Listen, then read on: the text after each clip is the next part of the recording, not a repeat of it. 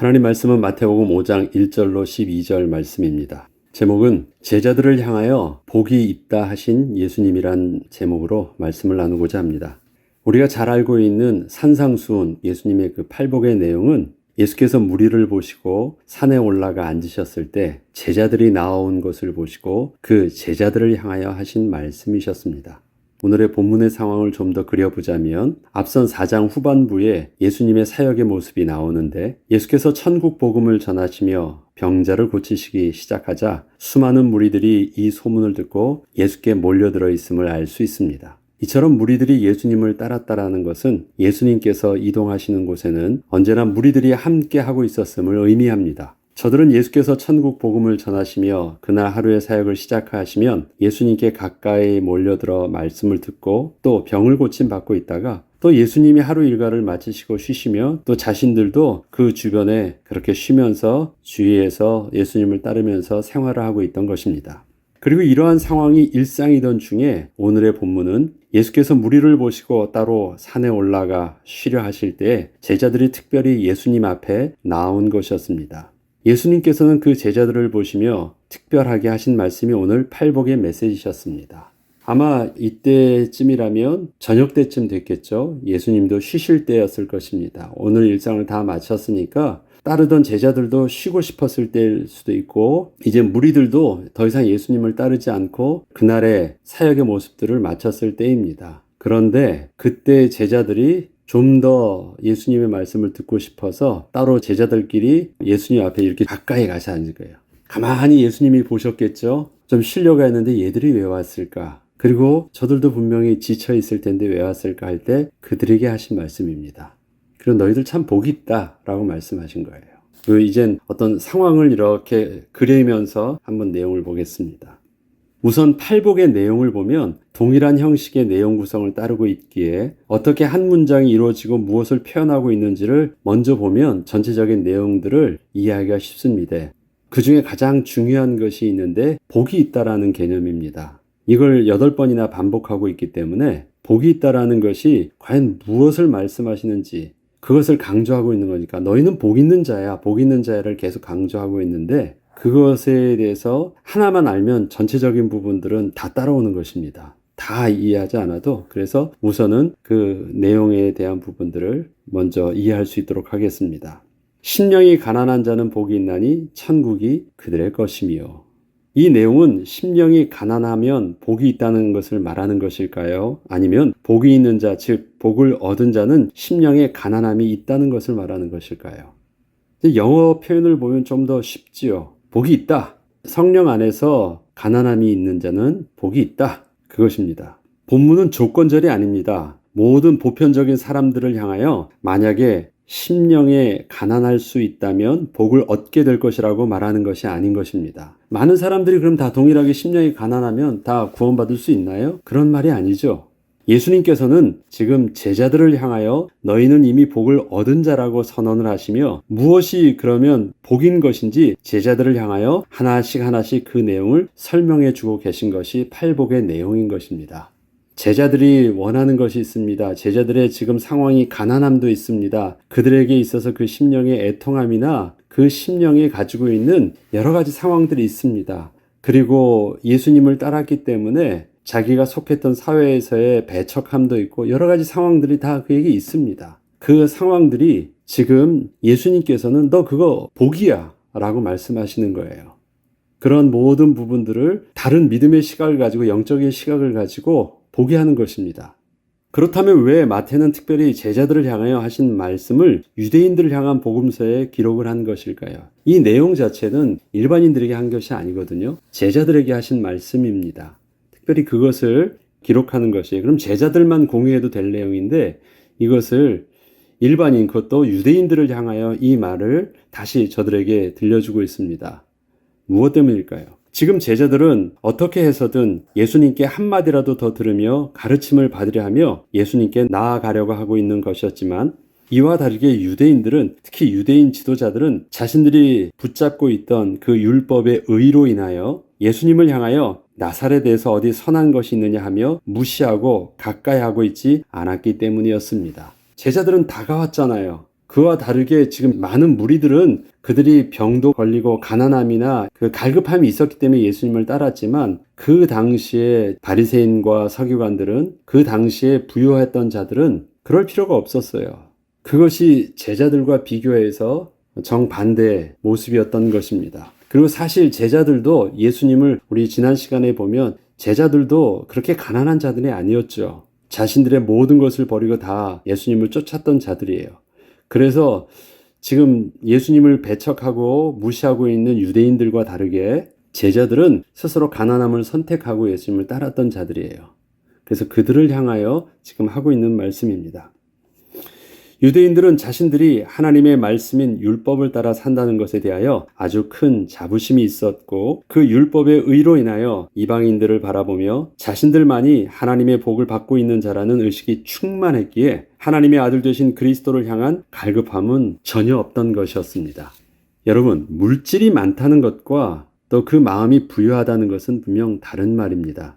돈이 많아도 여전히 그 마음은 가난한 사람이 있기 때문입니다. 사실 많은 사람들의 고통은 여기서 오는 것이죠. 마음에 부유함이 없는 자는 아무리 많은 돈을 번다고 해도 여전히 그 사람의 심령은 똑같이 비참할 수밖에 없는 것입니다. 늘 자기보다 더 많은 사람과 비교해서 나는 여전히 가난해. 그것이 고통인 것입니다. 마음이 가난한 자는 세상에서 불행할 수밖에 없습니다. 어떠한 일을 해도 만족함이 없기 때문입니다. 그런데 예수님께서는 제자들을 향하여 너희는 심령이 가난함으로 복이 있다고 말씀하고 계십니다. 이는 세상 사람들이 느끼고 있던 그 마음의 공허함과는 다른 하나님이 주신 그 심령의 가난함이 제자들에게 있었기 때문이었습니다. 사실 그 마음이 가난하다고 말한다면요, 이것은 세상 사람들이 볼 때 그렇게 좋은 상태는 아닙니다. 제자들은 지금 육신적으로는 이전과 다른 가난함을 선택한 삶을 살고 있지만 그 심령은 예수님 한 분만으로 만족함을 선택한 자들이었기 때문이었습니다. 지금 제자들이 예수님 앞에 나아왔다는 것은 예수님의 가르침을 받고 싶어서 예수님과 모든 무리들이 쉬는 시간임에도 불구하고 다른 무리들과 다르게 좀 더 갈급한 심령으로 예수님께 나아온 것이었습니다. 예수님께서는 이들의 이러한 모습을 보시며 너희들이 그렇게 심령에 가난함이 있어서 내게로 오는 것이 바로 복이다 라고 말씀하신 것입니다. 하나님을 떠난 죄인은 비록 그 심령에 갈급함이 있다고 해도 그 갈급함의 근원을 스스로 알 수는 없습니다. 허물과 죄로 죽은 자들에게는 하나님을 알 수 있는 지식이 전혀 없기 때문입니다. 심령이 갈급하긴 한데 뭔가 허해가지고 필요해서 뭔가를 채우려고는 해요. 느낌은 있습니다. 힘듭니다. 그런데 그 갈급함의 원인을 정확하게 알 수 없으니 아무튼 뭐라도 채우려고 하고 있는 것이 바로 우상인 것이고 종교인 것이고 세상의 쾌락인 것이고 세상에 뭐라도 채우려고 하는 수고일 뿐인 것입니다. 사람들은 그렇게 고통을 받으며 엉뚱한 것에 자기의 삶과 열정을 낭비하고 있는 것입니다. 그런데 지금 제자들은 이렇게 갈급한 심령으로 주님 앞에 나아온 것은 그 갈급함의 원인을 정확하게 알고 예수님 앞에 나오게 된 것이었습니다. 그런데 어떻게 이 사실들을 제자들이 알 수 있었을까요? 이는 제자들 스스로가 깨닫고 예수님을 선택한 것이 아니라 하나님이 주신 복 때문에 가능한 것이었습니다. 다시 말해서 복을 얻기 위해서 온 것이 아니라 이렇게 올 수 있었던 것이 이미 복이 있기 때문이었다는 것을 예수님께서 정확하게 가르쳐 주신 것이었습니다. 다른 사람들을 볼 때는 가난하고 부족하고 연약한 것처럼 보이지만 예수님 앞에 나와서 그 갈급하게 예수님을 사모할 수 있었다는 것 자체가 하나님의 은혜가 아니었다면, 하나님의 택하심의 은혜와 부르심이 아니었다면, 하나님의 믿음의 산물이 아니었다면 올 수 없었다는 것입니다. 그래서 사람들 볼 때는 너희들이 지금 제일 불쌍해 보이지만 아니다. 너희가 제일 복 있는 자다. 그 복이 너희들을 정말 복의 근원으로 이끈 것임을 알게 한 것이었습니다. 그리고 그것이 복인 이유에 대하여 비록 누구나 하나님 나라를 사모하고 하나님의 위로가 자신에게 있기를 원하므로 모두 다 하나님께 열심을 다한다 하더라도 만약에 주님을 알지 못하면 아무것도 얻을 수 없는데 지금 제자들은 정확하게 주님께 나올 수 있었기 때문이었습니다. 누구나 천국을 사모할 것입니다. 유대인들도 천국을 사모하죠. 누구나 하늘의 위로를 얻기를 원합니다. 유대인도 얻기를 원해요. 그래서 율법을 붙잡고 있죠. 누구나 이 땅에서 삶의 축복을 얻기를 원합니다. 그리고 긍휼히 여김을 받기를 원할 것입니다. 여기에 하나님을 볼 수 있다면 너무도 행복할 것입니다. 팔복에 대해서 지금 이것을 복 있는 자는 다 누린다라고 말하고 있거든요. 심령이 가난한 자는 복이 있어서 천국을 누리고 의에 줄이고 목마른 자는 위로함을 받고, 이 모든 내용들이 다 가지고 있는데 이건 누구나 다 원하는 일들입니다.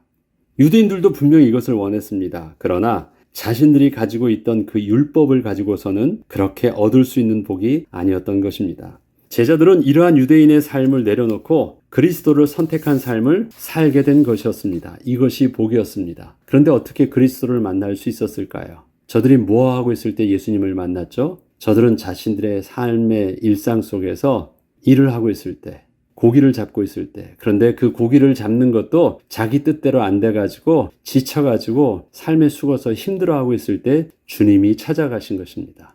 종교는 우리가 하나님께 나아가려고 하는 것입니다. 그러나 복음은 하나님이 우리 가운데 나아오신 것입니다. 세상은 하나님께 나아가려고 몸부림치지만 그 하나님을 제대로 알 수 없어서 엉뚱한 것을 자기 하나님으로 붙잡는데, 우리에게서는 하나님이 우리 가운데 오셔서 우리가 하나님을 아바 아버지로 부를 수 있는 참된 하나님을 만나게 하는 은혜를 누리게 된 것입니다.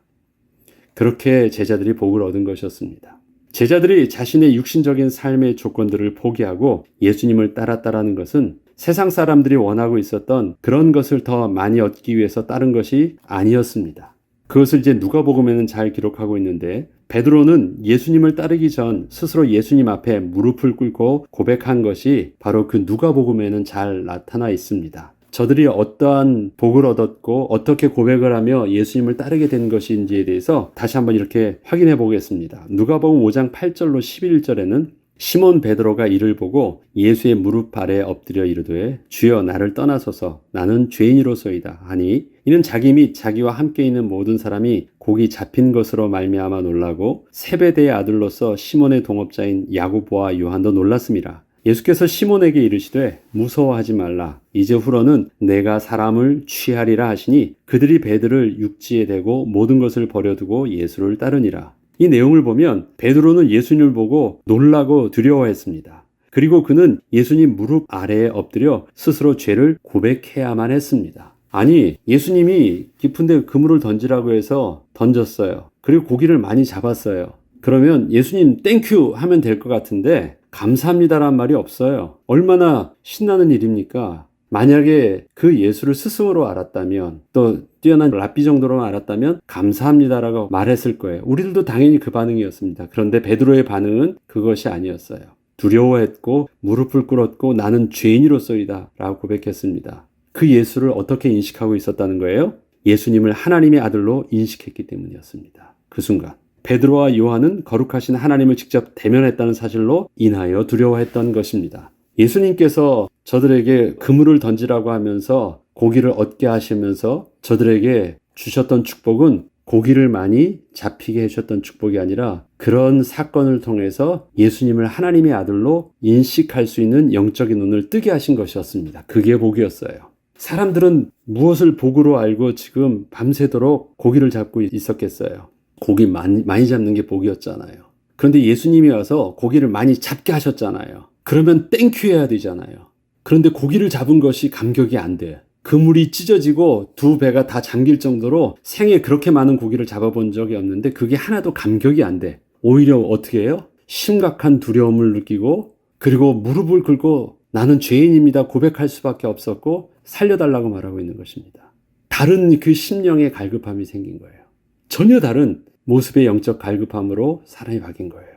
그게 복이었어요.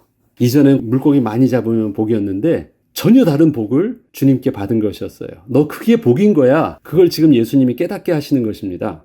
예수님께서 두려워하지 말라 하십니다. 이 베드로와 요한에게. 그때 나를 따르라 하신 것이었고 사람을 낚는 어부가 되게 하리라 말씀을 하신 것이었습니다. 베드로와 요한 그리고 그 형제들 야고보와 안드레는 어부였기에 이 말이 무슨 의미인지 정확하게 알고 있었고, 앞으로 자신들의 삶이 육신적인 것을 얻기 위한 삶이 아닌 하나님의 사람을 세우는 삶을 살게 될 것을 알고 모든 것을 버려두고 예수를 따른 것이었습니다. 이처럼 제자들이 하나님 나라를 자신들의 것으로 누릴 수 있었던 복은 예수님을 만나면서 이전에 없었던 그 심령에 가난함이 생겼기 때문이었습니다. 예수님을 갈급해왔던 그 가난함이 생겼던 것입니다. 하나님의 아들 예수 그리스도를 만날 수 있었기에 물고기를 더 많이 잡아야 하는 갈급함보다 예수님을 따라야겠다는 갈급함이 더 컸던 것입니다. 우리가 예수 그리스도를 위대한 스승이나 지도자가 아닌 나의 주 나의 하나님으로 고백하며 그 주님을 모시며 더욱 주님을 알기에 사모하는 그 가난함은 하나님이 주신 복이 있는 자만이 누릴 수 있는 영적 비밀입니다. 우리가 이 새벽에 일어나서 아침에 다른 어떤 것보다 주님의 말씀을 사모하고 예수님을 더 알기를 소원하며 기도하고 또 예수님의 말씀을 오늘도 묵상하려는 그 갈급함, 그것은 우리에게 하나님이 주셨던 새로운 갈급함의 은혜였습니다. 우리는 가장 중요한 것에 가장 우선순위를 두겠죠. 이전에 우리의 삶의 우선순위는 이게 아니었습니다. 그런데 우리의 삶의 우선순위가 더욱더 주님 앞에 먼저 나아가는 것이었고 주님의 말씀을 먼저 붙잡는 것이었고 주님의 이름으로 기도하는 것이었습니다. 우리에게 그 갈급함이 있는 것입니다. 그것이 우리에게 복인 영적 비밀이라는 것을 예수님이 제자들에게 가르쳐 주시고 계신 것이었습니다. 오늘도 그 예수님 한 분만으로 만족하기를 바라며 예수님께 나아갔던 제자들의 심령이 바로 우리의 심령의 가난함이 되어 하나님 나라의 통치가 바로 우리의 삶의 일상이 이루어지는 축복을 누리기를 우리 함께 기도해야 되겠습니다. 하나님이 우리의 삶을 다스리는 축복을 누리는 것, 이 땅에서 우리가 누릴 수 있는 하나님 나라인 것입니다.